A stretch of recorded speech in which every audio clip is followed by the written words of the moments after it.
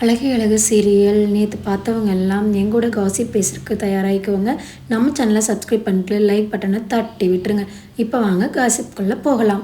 அழகுமயிலும் பாண்டியன் ஸ்டோர்ஸும் மகாசங்கமத்தில் இருக்கிறங்காட்டி கொஞ்சம் விறுவிறுப்பாக தான் போய்கிட்டு இருக்குது.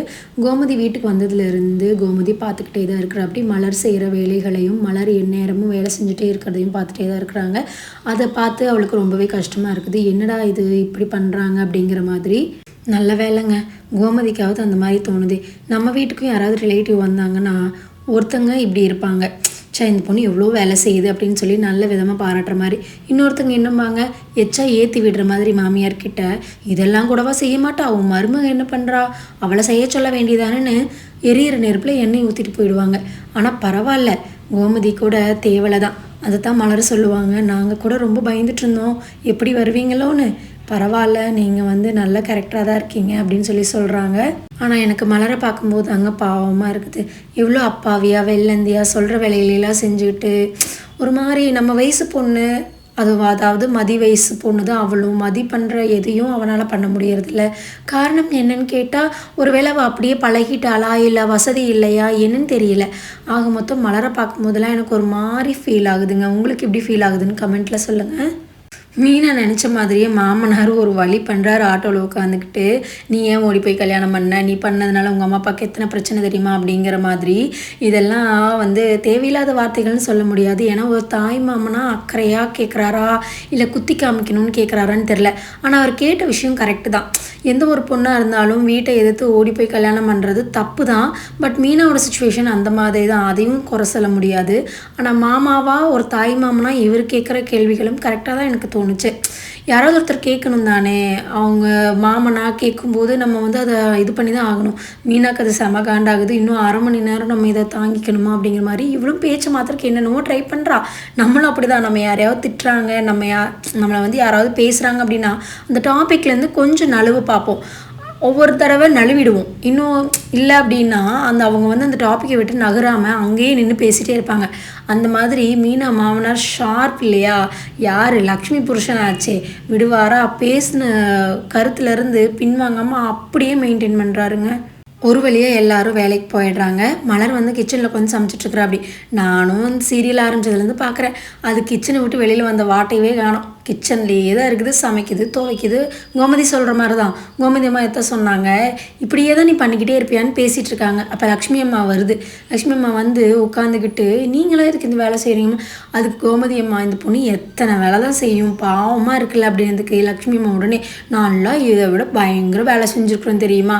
அது என்னமோ எனக்கு தெரியல. இப்போ ஒருத்தங்க வேலை செய்கிறாங்கன்னு நீ இறக்கப்படலைனா கூட பரவாயில்ல. அவங்கள பார்த்து நான்லாம் உன் வயசில் எத்தனை வேலை செஞ்சேன்னு தெரியுமா, உன்னால் இது கூட செய்ய முடியாது அப்படிங்கிறப்ப எப்படி உங்களுக்கு மனசு வருது? உங்கள் காலத்தில் நீங்கள் செஞ்சீங்கிறதுக்காக இந்த காலத்துலேயும் செஞ்சே தான் ஆகணுமா?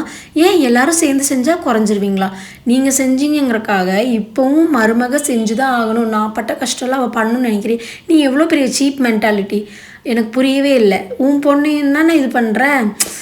நான் ஒன்றும் ஒரு பொண்ணு, நான் இதை கஷ்டம்லாம் பட்டிருக்கேன். நீயும் ஒரு பொண்ணு, நீயும் இதெல்லாம் படணுங்கிற மாதிரி தாங்க இருந்துச்சு எனக்கு.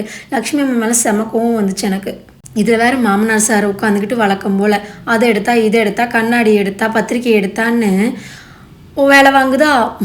மாதிரியே தான் தோணுச்சு எனக்கு கோமதியை பார்க்கும்போது. கோமதி ஏன் இப்படி வேலை வாங்குறீங்க அந்த பொண்ணுன்னு கேட்கும்போது, அவள் லக்ஷ்மி அம்மா மைண்ட் வாய்ஸ். லக்ஷ்மி கோமதி பாதிக்கு எடுக்கிறா. ஆல்ரெடி மதி கெட்டதுலேயே பாதி கெட்டு கிடக்கிறா அப்படின்னு சொல்லி. ஏன்னா இவ்வளோ எங்கேயோ மாறிட்டா எல்லா வேலையும் இந்த அம்மா செய்யணும்ல. அதனால அந்த அம்மாவுக்கு ஒரே கவலை, எங்கே எல்லாரும் சேர்ந்து இவளுக்கு எடுத்து விட்டு போயிடுவாங்களோன்னு. மலர் ஒரு அறவேக்காடு.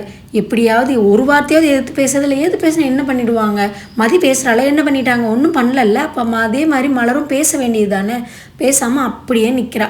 ஒரு வழியாக எல்லாரும் ஆஃபீஸ் முடிஞ்சு வந்துடுறாங்க. வந்ததையும் மாமனார் சார் பில்டப் யாருக்கு? தியாகராஜனுக்கு, அதாவது மாப்பிள்ளைக்கு. எங்கள் வீட்டில் அவர் இல்லாமல் எதுவும் நடக்காது, அவர் சொல்கிறது தான் சட்டம், அவர் எப்போ வந்தாலும் நாங்கள் விருந்து வைப்போம், நீ எல்லாம் விருந்து வச்சுட்டு அவருக்கு என்ன சமைக்கணும்னு தெரியலன்னு மலருக்கு ஆர்டரு.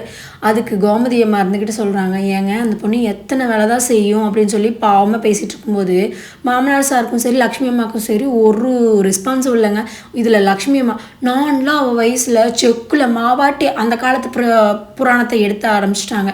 நம்ம மாமியார்லாம் சொல்லுவாங்க, இதெல்லாம் இவ்வளோ இப்படி பண்ணிக்கலாம்ல அப்படி பண்ணிக்கலாம்ல. நாங்களாம் அந்த காலத்தில் இதெல்லாம் எங்கே பார்த்தோம், பூராமே வந்து செக்கில் தான் ஆட்டுவோம் மாவு, மிக்சி கிரைண்டர்லாம் அப்போ எங்கே இருந்துச்சு, நாங்களாம் அத்தனை வேலை செய்யலையா அப்படிங்கும். அந்த காலத்தில் நீங்கள் செய்யலினா இப்போ இருக்கிற பொருளையும் வச்சுக்கிட்டு செய்யக்கூடாது. அந்த காலத்தில் இல்லை நீங்கள் செய்யலை, இந்த காலத்தில் இருக்குது நாங்கள் செய்கிறோம், அதையே உங்களுக்கு பொறுக்க மாட்டேங்குது. அதுவும் இல்லாமல் நாங்களாம் செஞ்சோமில்ல நீயும் செய்யின்னு ஒரு மாதிரி ஒரு பாசங்கிறதே கிடையாதுங்க. சரி நம்ம தான் கஷ்டப்பட்டோம், இந்த காலத்து பிள்ளைங்க ஏன் கஷ்டப்படணும், அதுகளாவது சொகுசாக வாழ்ந்துட்டு போட்டுங்கிற இந்த பெரிய மனுஷன் கிடையாதுங்க. கோமதி அம்மா மாதிரி கண்டிப்பாக இருக்க மாட்டாங்க எந்த மாமியாருமே. உண்மையை சொல்லப்போனால் மாமியார் விஷயத்தில் கோமதி அம்மாவுக்கு நான் 10/9 கொடுப்பேங்க. 9 என்ன 10 கொடுக்கலாம். லக்ஷ்மி அம்மா 1% கூட வாங்காதுங்க அதில். அதுக்கு மீனா கேட்பா, அப்படி தியாகராஜன் என்ன புதுசாக வராரு, இவர் ரொம்ப வருஷம் ஆயிடுச்சுல கல்யாணம் ஆகி, அவருக்கு இன்னுமே விருந்து செய்யணுமா அப்படிங்க. இல்லை, அதுக்கு மாமனார் நாங்கள் செய்வோம், எப்போவா இருந்தாலும் செய்வோம். என்ன எப்படியோ மாப்பிள்ளைக்கு கொடுக்குற மரியாதையில் இவங்களை அடிச்சுக்கிறதுக்கு ஆளே இல்லைங்க. கோமதி அம்மா மலர் வந்து ரொம்ப வேலை செய்கிறா, அவங்களுக்கு பாவமா இல்லையா அந்த பொண்ணு எத்தனை வேலை செய்யும் அப்படின்னு சொல்லையில் லக்ஷ்மியும் மாமனார் சாரோட மூஞ்சியும் பார்க்கணுமே.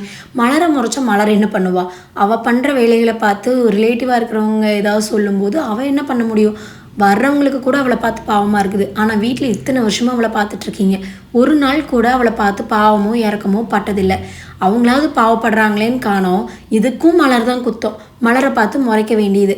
அவள் என்ன பண்ணுவா, வழக்கம் போல் பார்த்துக்கிட்டு இதுக்கும் எனக்கும் சம்மந்தம் இல்லைங்கிற மாதிரி நழுவி வீட்டுக்குள்ளே போயிடுறான். ஆனால் அவளுக்கு ஒரே சந்தோஷம், மதியாட்டவே கோமதி அம்மாவும் அவளுக்கு சப்போர்ட் பண்ணவும். ஆனால் அவளுக்குள்ள அவள் கண்ணில் ஒரு ஏக்கமும் தெரியுதுங்க. மாமியார்னா இப்படி இருக்கணும், ஏன் நமக்கு இப்படி இல்லை அப்படிங்கிற மாதிரி ஒரு விதமான ஏக்கம் தோணுது. நம்மளுக்கும் நிறையா தடவை யோசிப்போம், ஏதாவது வெளியில் மாமனார் மாமியாரும் மருமகளும் வந்து ஒன்றா இருக்காங்க, நல்லா ஜாலியாக பேசிக்கிறாங்க அப்படின்னா நம்மளுக்கு அவங்கள பார்க்கும்போது ஒரு விதமான ஏக்கம் இருக்கும். நம்ம அப்போ மாமியார் கூட சண்டை கட்டியிருந்தோம்னா இன்னும் ஏக்கமாக இருக்கும். அவங்களாம் எவ்வளோ ஃப்ரெண்ட்ஷிப்பாக எவ்வளோ சொந்த பொண்ணு மாதிரி பார்த்துக்கிறாங்க, ஏன் நமக்கு அந்த மாதிரி அமையலை. என்னதான் மாமியார் பார்த்தாலும் சரி பார்க்கலனாலும் சரி உள்ளுக்குள்ளே தோணாலும் அது ஒரு மாதிரி நம்மளுக்கு ஒரு ஏக்கமாக தான் இருக்கும். நம்மளுக்கும் அந்த மாதிரி மாமியார் அமைஞ்சிருக்கலாம்ல, நம்மளும் ஜாலியாக இருந்துக்கலாங்கிற மாதிரி அதே ஏக்கம் தான் மலரோட கண்ணிலையும் எனக்கு தெரிஞ்சுது. நமக்கு ஏன் மட்டும் இப்படி மாமியார் இருக்காங்க, கொஞ்சம் கூட புரிஞ்சுக்கவே மாட்டேங்கிறாங்க. கோமதி அம்மா எவ்வளோ ஃப்ரெண்ட்லியாக இருக்காங்க அப்படிங்கிற மாதிரி யோசிச்சுட்ருக்காங்க. அதை மதிக்கிட்டையும் ஷேர் பண்ணிக்கிறாங்க.